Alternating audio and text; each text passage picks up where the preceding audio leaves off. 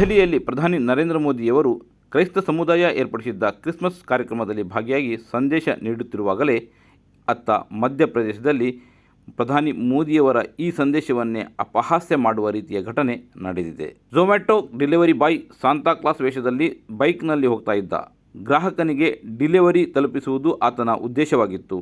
ಇದೇ ವೇಳೆ ಹಿಂದೂ ಜಾಗರಣ ಮಂಚ್ನ ಕಾರ್ಯಕರ್ತರು ಆತನ ಬೈಕನ್ನು ತಡೆದರು. ಬೈಕ್ನಿಂದ ಕೆಳಗಿಳಿಸಿದರು. ಏನಿದು ಬಟ್ಟೆ ಎಂದು ಪ್ರಶ್ನಿಸಿದರು. ಸಾಂತಾಕ್ಲಾಸ್ ಅಂತ ಆತ ಹೇಳಿದ. ಕ್ರಿಸ್ಮಸ್ ಆಗಿರುವುದರಿಂದ ಈ ಬಟ್ಟೆ ಧರಿಸಿದ್ದೀಯಾ? ಹಿಂದೂ ಹಬ್ಬಗಳ ಸಮಯದಲ್ಲಿ ಶ್ರೀರಾಮನದ್ದೋ ಅಥವಾ ಖಾವಿ ಬಟ್ಟೆಯನ್ನು ಯಾಕೆ ಧರಿಸಿಲ್ಲ?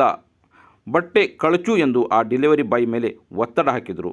ಗತ್ಯಂತರವಿಲ್ಲದೆ ಆತ ತನ್ನ ಸಾಂತಾಕ್ಲಾಸ್ ಬಟ್ಟೆಯನ್ನು ಕಳಚಲು ಪ್ರಾರಂಭಿಸಿದ.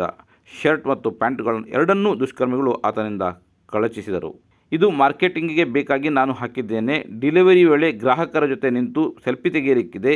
ಇಲ್ಲದಿದ್ದರೆ ನನಗೆ ಪ್ರತಿಫಲ ಸಿಗಲ್ಲ ಎಂದು ಆತ ಗುಂಪಿನೊಂದಿಗೆ ವಿನಂತಿಸಿದ. ಆದರೆ ಅವರು ಅದನ್ನು ಕಿವಿಗೆ ಹಾಕಿಕೊಳ್ಳಲಿಲ್ಲ.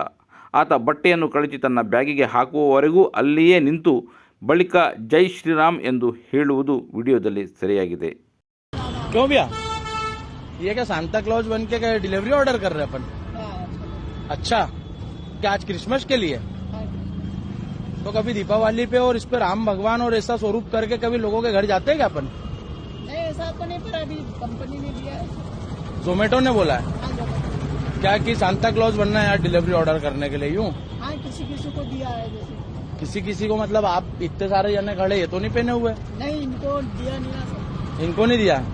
नहीं, तो मेरा मतलब है जो दूसरे अपन ये ऑर्डर तो अधिकतर सब हिंदू लोग ही मंगवाते हैं क्योंकि इतनी जनसंख्या तो दूसरों की है नहीं. तो जब उन लोगों के त्योहार आए तो कभी भगवा पान के, कभी दीपावली पे, कभी इस तरीके से भी जाया करो ना. आईडी बंद कर देता है. कोई बात नहीं, निकालो आप अभी ये बंद को पता है. निकालो, जोमेटो की चलाओ. हाँ निकालो ये. हाँ निकालो, ये रख दो, इधर रखो. ये नीचे की लोअर भी निकालो.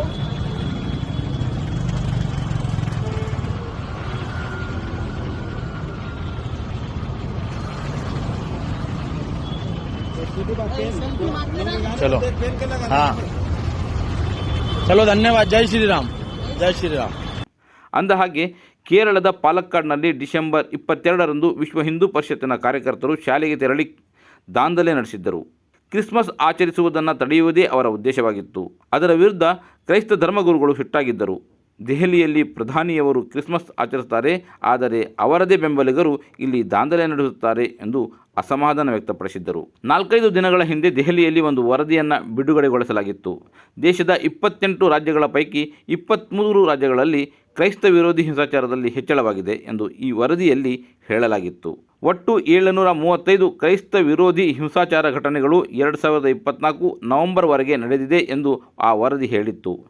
ಹಿಂಸಾಚಾರ ನಡೆದ ರಾಜ್ಯಗಳಲ್ಲಿ ಮಧ್ಯಪ್ರದೇಶವೂ ಇತ್ತು. ಉತ್ತರ ಪ್ರದೇಶ ಮೊದಲ ಸ್ಥಾನದಲ್ಲಿತ್ತು. ಛತ್ತೀಸ್ಗಢದಲ್ಲಿ 139 ಕ್ರೈಸ್ತ ವಿರೋಧಿ ಹಿಂಸಾಚಾರ ಘಟನೆಗಳು ನಡೆದಿದ್ದವು. ಹಿಂಸಾಚಾರದ ಈ ವರದಿಗಳು ಚರ್ಚೆಯಾಗುತ್ತಿರುವುದರ ನಡುವೆಯೇ ಮಧ್ಯಪ್ರದೇಶದ ಇಂದೋರ್ನಲ್ಲಿ ಈ ಘಟನೆ ಈಗ ನಡೆದಿದೆ. ಮಾತ್ರವಲ್ಲ, ಹಿಂಸಾಚಾರದ ಈ ವರದಿಗಳಲ್ಲಿ ಇರುವುದು ನಿಜ ಎಂಬುದನ್ನು ಸಾಬೀತುಪಡಿಸಿದೆ.